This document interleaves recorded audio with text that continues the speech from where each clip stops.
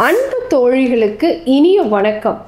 நான் PCOS Siddha specialist doctor உஷாநந்தினிங்க. நிறைய பேர் எனக்கு எம்ப்ரியோ ஃபார்மேஷன்லலாம் பிரச்சனை இல்லை டாக்டர், கருவெல்லாம் ஃபார்ம் ஆகிடுது, ஆனால் ஒரு 45 days ஆன உடனே பார்த்தீங்கன்னா அது நெகட்டிவ் ஆகிடுது, நான் கார்டு பார்த்தா பாசிட்டிவாக இருக்குது, அதுக்கப்புறம் பார்த்தீங்கன்னா பீரியட்ஸ் வந்துடுது அப்படின்னு சொல்கிறாங்க இல்லைங்களா. இதுக்கு பேர் இம்ப்ளான்டேஷன் ஃபெயிலியர்ஸ் அப்படின்னு சொல்கிறோம். ஸோ பதிஞ்சு வளர்றதுல பிரச்சனை இருக்கிறது.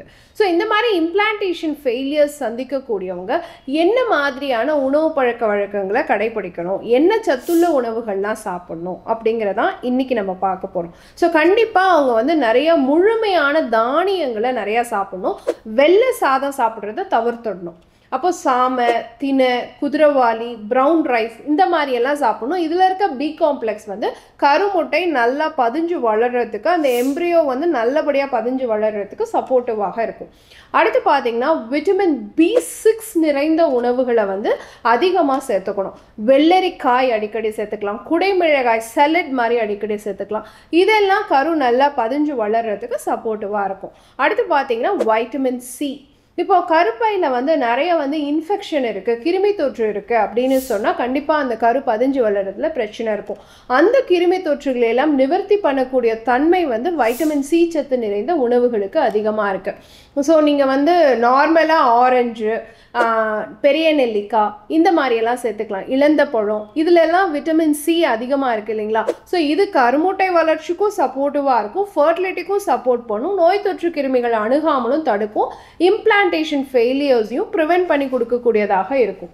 அடுத்து பார்த்தீங்கன்னா வைட்டமின் E சத்து நிறைந்த உணவுகள். இது பாதாமில், ஃப்ளாக்ஸ் சீட்ஸில் இதிலெல்லாம் கிடைக்குது நமக்கு. ஸோ இது என்ன பண்ணணும்னா கரு நல்லா ஆரோக்கியமாக பதிஞ்சு வளர்கிறதுக்கு சப்போர்ட்டிவாக இருக்கும். ஸோ நைட் ஒரு 4 பாதாம் ஊற வச்சு சாப்பிடுங்க.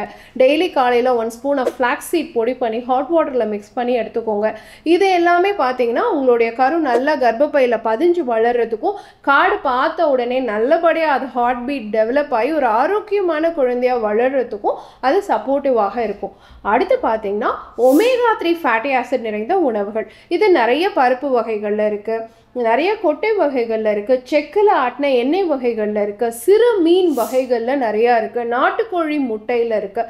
இந்த ஒமேகா 3 ஃபேட்டி ஆசிட்ஸுக்கு ஆன்டி இன்ஃப்ளமேட்டரி தன்மை உடையதாக இருக்குது. இப்போ கருப்பையில் லேயர் மாற்றி வீக்கம் இருந்துக்கிட்டே இருந்துச்சுன்னா பதிஞ்சு வளர்கிற கரு ஆரோக்கியமாக வளர முடியாது இல்லைங்களா, அது அப்படியே பேந்துடும். அப்படி இன்ஃப்ளமேஷன் இல்லாமல் கரு நல்லா பதிஞ்சு வளரணும் அப்படின்னு சொன்னால் ஆன்டி இன்ஃப்ளமேட்டரி தன்மை இருக்கக்கூடிய ஒமேகா 3 ஃபேட்டி ஆசிட் நிறைந்த உணவுகளை நம்ம எடுத்துக்கணும்.